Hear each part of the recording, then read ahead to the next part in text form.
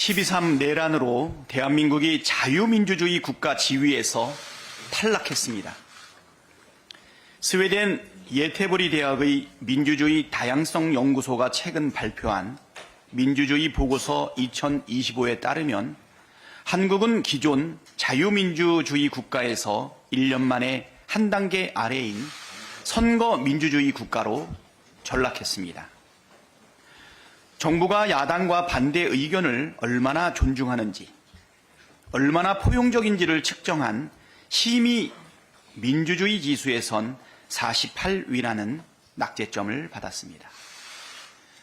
최근 영국의 한 경제 분석기관도 한국 민주주의 지수를 작년보다 10단계 떨어진 세계 32위 결함 있는 민주주의 국가로 낙인 찍었습니다. 미국이 지난 1월 한국을 민감국가로 지정한 것을 포함해 참담한 평가가 줄줄이 나오고 있습니다. 독재 정권 뺨치는 윤석열의 폭정과 12.3 내란 사태로 대한민국의 국격과 민주주의가 처참하게 무너졌습니다. 내란 수계 윤석열의 탄핵 심판 최종 변론이 끝난 지 오늘로 22일째입니다. 윤석열 파면으로 대한민국의 민주주의와 국격을 다시 회복해야 합니다. 헌법재판소는 신속하게 선고를 내려주십시오. 검찰이 구속을 방해한 김성훈 경호처 차장이 결국 보복 징계를 자행했습니다. 대통령 경호처가 윤석열 체포영장 집행을 주장한 경호 3부장을 지난 13일 해임 의결한 사실이 뒤늦게 드러났습니다. 내란 속에 윤석열이 풀려난 뒤 기세 등등해진 김성훈 경호차장이 자신의 지시에 불응한 경호처 간부에 대한 인사보복을 자행한 것입니다. 검찰 국수본에 비밀을 누설했다는 것이 징계 사유이지만 경호 3부장 측 변호인은 비밀을 누설한 적이 전혀 없다라고 반박하고 있고 경찰 국수본 역시 보안사항을 전달받은 바 없다고 이미 밝혔습니다. 김성훈 처장은 부당한 인사보복은 물론 윤석열 체포를 무력으로 저지하고 비합헌 기록 삭제를 지시한 현행범으로 진작 구속했어야 하지만 검찰이 구속을 방해함으로써 사태를 악화시켰습니다. 경찰이 어제 김성훈 차장과 이강우 경호본부장에 대한 구속영장을 다시 신청했습니다. 김성훈 처장은 4번째, 이강우 본부장은 3번째 구속영장 청구입니다. 서울고검영장심의위원회가 검찰은 김성훈 구속영장을 청구하는 게 맞다고 결론 낸 지도 12일이 지났습니다. 검찰은 시간 끌지 말고 신속하게 구속영장을 신청하길 바랍니다. 또다시 방해한다면 내란 공범으로 특검 수사를 받아야 할 것입니다. 정당한 법 집행에 협조한 경호처 간부 징계에 동조한 자도 내란 공범입니다. 최상목 부총리는 부당한 파면, 해임, 승인을 거부하십시오. 만약 보복 징계를 승인한다면 그 책임도 반드시 져야 할 것입니다. 최상목 부총리는 헌정질서 유린 행위를 중단하십시오. 헌법 수호에 막중한 책무가 있는 권한대행인 최상목 부총리가 앞장서서 헌정질서를 유린하는 모순적 상황이 연일 벌어지고 있습니다. 오늘로 국회 추천 헌법재판관 3인의 임명 동의안이 본회의를 통과한 지 82일째, 헌법재판소가 마은혁 재판관을 임명하라는 결정을 내린 지 19일째입니다. 자신은 헌재 결정을 따르지 않으면서 헌법 수호에 막중한 책무 때문에 명태균 특검을 거부한다는 회개한 말을 늘어놓은 게 정상입니까? 윤석열의 헌정 파괴로 인해 위기가 지속되고 있는데 위기를 수습하기는커녕 오히려 내란 속의 체포 방해와 내란 수사 특검 거부, 명태균 특검 거부로 내란 수사를 방해하고 헌재 결정과 현행법을 무시하며 혼란을 키웠습니다. 헌법 수호에 막중한 책무를 져버리고 헌정 질서를 유린한 책임을 더 이상 묵과하기 어렵습니다. 참을 만큼 참았고 기다릴 만큼 기다렸습니다.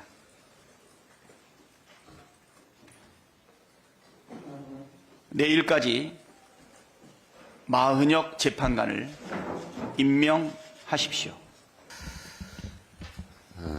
외교부가 미국 원자료 기술의 한국 유출 시도가 민감국가 지정의 원인이라고 하는 보도자료를 냈습니다.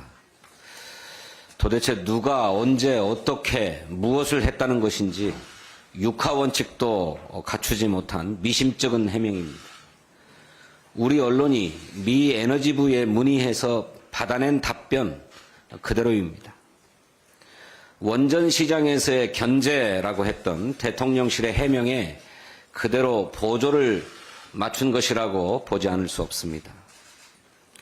미국 에너지부는 단일 사건을 이유로 민감국가 지정을 하지는 않는다고 합니다.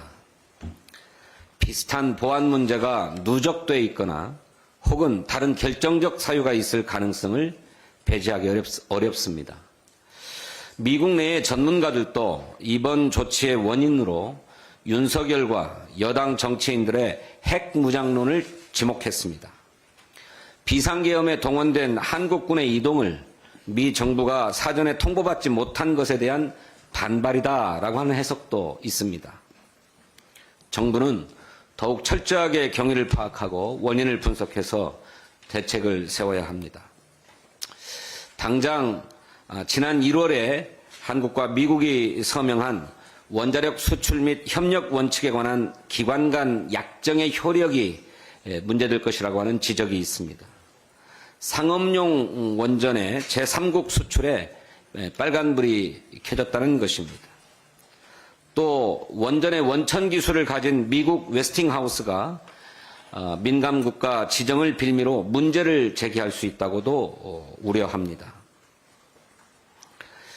국민의힘은 야당 탓 그만하고 원인 파악과 사태 해결에 집중해야 합니다. 이재명이 유력 대권 후보라서 그랬다느니 민주당을 불신해서 그랬다느니 그야말로 아무 말이든 내뱉고 있습니다.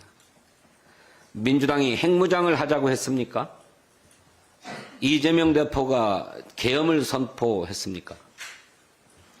제대로 된 원인을 찾고 대책을 세우기에도 시간이 부족하지 않습니까? 극우 유튜버에나 나올 법한 그런 거짓 선동으로 책임을 모면하려 하지 마십시오. 누가 뭐라고 해도 이번 사태는 윤석열 정권이 부른 외교 참사입니다. 무능 외교로 한미 동맹을 흔들고 비상계엄으로 경제와 안보를 위기에 몰아넣은 윤석열을 즉각 파면해서 정치적 불확실성을 제거해야 합니다.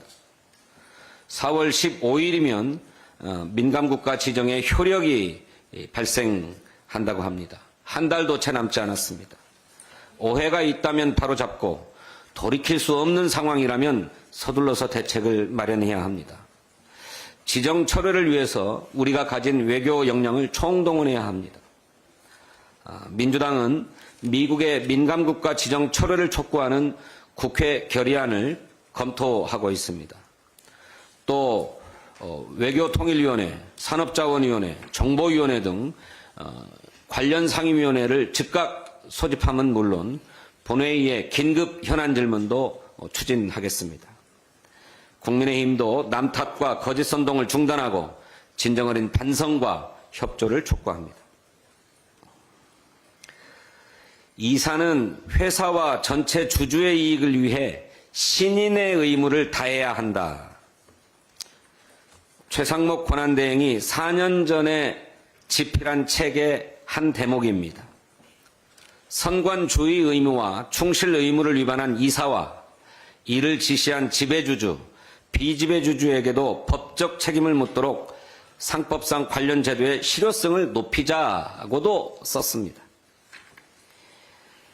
이사의 의무에 선량한 관리자의 의무를 추가하고 법적 책임까지도 묻자 했던 것입니다. 지난 13일 본회의를 통과한 상법 개정안은 그보다 한참 못 미치는 법안입니다. 최상목 대행에게 묻습니다. 지금은 4년 전과 다릅니까? 상법 개정안은 우리의 후진적 기업 지배구조를 개선하고 1,400만 개미 투자자를 보호하기 위한 법입니다. 최상목 대행이 전체 주주의 이익을 보호하겠다던 과거의 소신과 전혀 다르지 않습니다. 최상목 대행은 작년 2월 윤석열 정부 임기 내내 자본시장 선진화를 중점 과제로 삼아 상법 개정을 추진하겠다고도 했습니다. 오죽하면 이복현 금융감독원장이 상법 거부권 행사에 직을 걸고 반대하겠다고 하겠습니까? 거부권 대행, 내란 대행이라는 오명을 씻을 절호의 기회입니다. 임기 80일 만에 최상목 대행은 8건의 거부권을 행사했습니다. 평균 열흘에 한 번 꼴입니다. 윤석열이 직무정지 전 31개월 동안 25차례 거부권을 행사했으니까 가히 헌정사에 남을 만한 역대급 거부권 남발이 아닐 수 없습니다. 내란 특검법 2회, 김건희 특검법, 명태균 특검법은 물론 지방교육교부금법, 초중등교육법 등 민생 입법들도 죄다 거부했습니다. 제발 내란 대행 노릇을 그만두고 국회가 통과시킨 민생 법안을 수용하십시오. 상법 개정안을 즉각 수용하고 공포할 것을 촉구합니다. 또 여야가 합의한 추경안을 즉각 편성해서 제출할 것을 촉구합니다. OECD가 올해 우리나라의 경제 성장률을 0.6%포인트 낮춘 1.5%로 전망했습니다. 한시가 급하지 않습니까? 지난 주말 광화문에 100만의 시민이 모여서 헌재의 신속한 파면을 요구했습니다. 그날의 그 함성이 헌재에 잘 전달되었을 것이라고 생각합니다.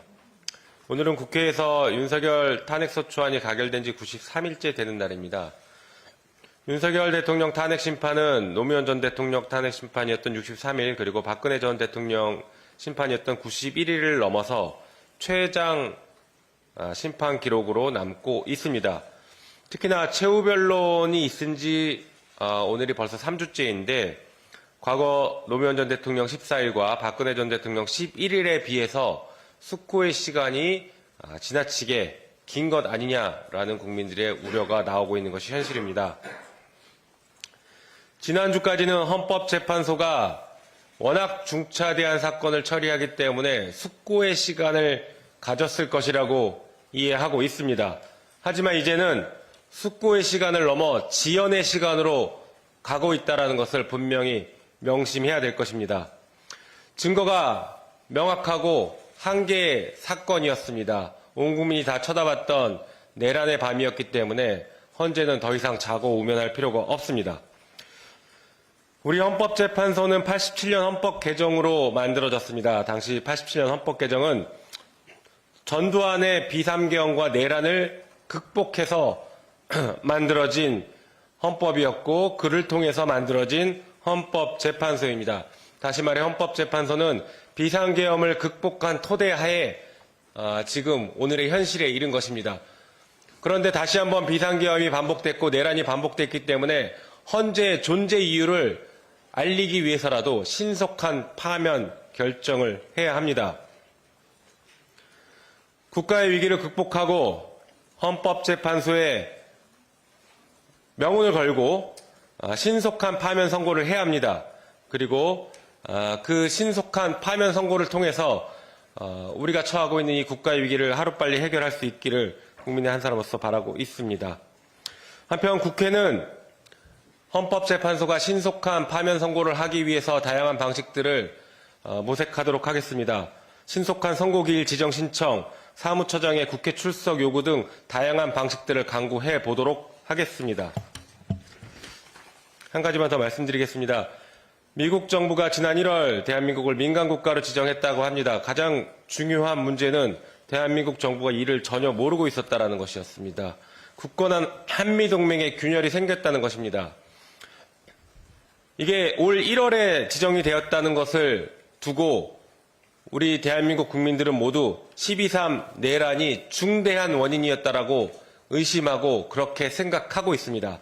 다시 말해서 윤석열이 파면되어야 할 또 다른 중대한 이유가 더 확인된 것입니다. 헌법재판소는 오늘이라도 신속하게 파면 선고하시기 바랍니다.